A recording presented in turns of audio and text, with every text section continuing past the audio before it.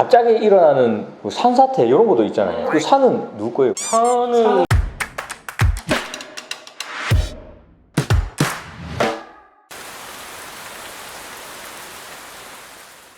안녕하세요, 로이어 프렌즈입니다. 저희가 이 영상을 찍고 있을 시점은 흰남노라는 태풍이 오고 있는 시점인데 피해가 없이 잘 이제 넘어가길 바라는 마음이고, 뭐 많은 분들이 태풍의 피해가 발생을 했을 때 이거에 대해서 뭐 배상 청구를 하는 것이 가능하냐 물어보시는 부분들이 있어가지고 당연히 이제 피해 없이 넘어가길 너무나 바라고 있는데, 그래도 혹시나 이런 피해가 발생을 했을 때 좀 참고를 하시면 좋을 것 같아서 저희가 영상을 찍어보는데, 일단은 태풍이 피해가 발생을 하게 되면 가장 일반적으로 생각할 수 있는 피해가 강풍에 의해 가지고 간판 날아가는 거, 교회 첨탑 무너지는 거 이런 거. 차량이 서 있다가 이제 차량이 파손되는 경우도 있고, 아니면 뭐 사람이 이제 뭐 맞는 경우도 있을 거고. 근데 이게 어쨌든 보통의 우리가 민사상의 손해배상 책임이라고 하면 가해자와 피해자가 뚜렷하잖아요. 근데 이거는 어떻게 보면 가해자가 태풍이죠. 천재지변으로 인해서 이제 발생을 하게 된 건데, 이 뭐 간판이라든지 아니면 뭔가 이제 유리창이 날아갔을 때 이거는 결국은 나와 좀 무관하게 일어난 일인 것 같은데, 이거에 대해서 손해배상 청구가 가능한가, 이렇게 조금 생각하시는 것 같아요. 가능한 거예요?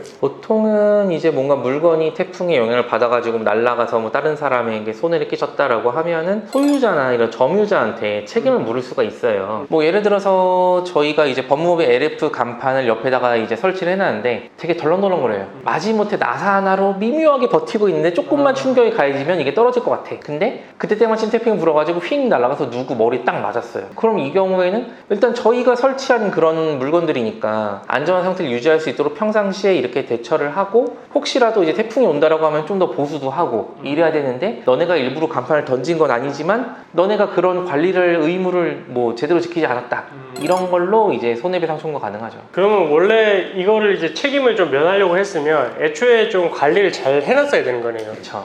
자기가 주의 의무를 다 해놓고, 근데 그럼에도 불구하고 태풍으로 인해서 이제 이런 사고가 발생을 하면은 이 부분에 대해서는 책임을 면할 수는 있는데, 혹시나 만약에 이제 박 변호사님 말씀하셨던 것처럼 애초에 좀 부주의하게 그렇게 해놨어요. 태풍이 발생을 하게 되면 그런 결과가 예견이 가능했다, 이렇게 되면은 이거는 뭐 소유자, 점유자 두 사람한테 책임을 물을 수 있는 상황이다. 이거는 근데 100%까지는 다 물릴 수는 없을 것 같네요. 내가 고의로 떨어뜨린 게 아니니까, 태풍이란 게 와가지고 떨어지게 된 거니까 그거에 따라서 좀 책임은 좀 제한시켜주거나 강경시켜줄 것 같긴 한데. 그렇죠, 그렇죠. 재판부 입장에서도 이제 100% 지급을 해주면 좋겠지만, 어쨌든 뭐 소유자, 점유자도 자기들이 예견하지 못한 천재지변으로 인한 거니까, 그렇게 됐을 경우에는 좀 참작을 해서 감액해서 몇 프로까지만 지급을 하라, 이렇게 이제 판결이 나올 수 있는 상황이고. 그렇죠. 뭐 예를 들어서 간판이 달랑달랑 해가지고 수리하기로 제가 마음을 먹었어요. 근데 수리업자가 아직 도착을 못했는데 태풍이 왔어. 그래가지고 이제 그 건물 옆에다가 테이프 같은 걸 쭉 둘러놔가지고 여기는 위험하니까 지나가지 마세요 이렇게 해놨는데, 어떤 사람이 그걸 무시하고 들어왔다가 간판에 머리를 맞았다. 그럼 이거는 그 피해자한테도 좀 책임이 있다고 봐야겠죠. 그렇네요. 이게 어쨌든 그런 조치를 다 해놨음에도 피해자가 스스로의 그런 행동으로 인해서 자초한 거에 또 조금 가까우니까. 또 그런 경우도 있긴 하잖아요. 갑자기 일어나는 뭐 산사태 이런 것도 있잖아요. 그 산은 누구 거예요? 산은 보통 이제 개인산도 있긴 하지만 대체로는 이제 나라가 소유하는 경우가 많이 있죠. 그럼 이때는 산을 관리하는 뭐 지자체나 뭐 국가 일 상대로 이제 뭐 손해배상 해야 되는 거예요? 실제로 그런 사건도 있었잖아요. 그 우면산에서 이제 비 많이 내리는 산사태가 있었잖아요. 그때 이제 좀 더 빠르게 지자체에서 이제 평소에 산사태를 방지하기 위한 뭐 그런 대책을 마련하지 않고 빠르게 주민들을 대피시켰어야 되는데, 뭐 그런 조치가 미흡했다 그래가지고 위로금이 인정된 사례가 있죠.